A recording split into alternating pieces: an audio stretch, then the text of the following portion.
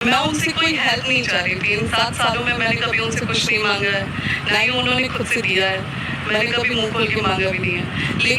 Pawan Singh Bhojpuri industry के करता धरता पावर स्टार पता नहीं क्या क्या कहलाते हैं, लेकिन अपनी पत्नी के 1 रुपये भी कभी खर्चा तक नहीं देते हैं। ज्योति सिंह अपने खुद के दम पे इतना मेहनत से खुद का खर्चा चलाती है, और ज्योति भाभी का कहना है कि मेरा सारा खर्चा मेरे घर वाले यानी मायके से उनके मम्मी पापा चलाते हैं। तो ऐसे पति पावर स्टार होने का क्या फ़ायदा।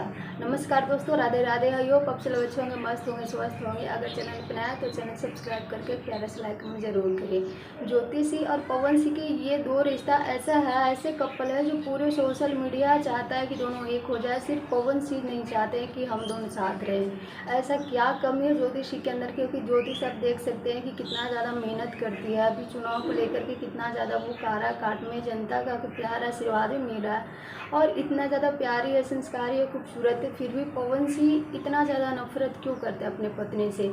और आज भी अभी देख सकते हैं कि ज्योति सिंह मतलब उनका राह देख रही है, एक पत्नी होने का फ़र्ज निभा रही है, लेकिन पवन सिंह कभी कुछ नहीं समझते। वैसे अपना राह जरूर दीजिएगा। Thank you, love you.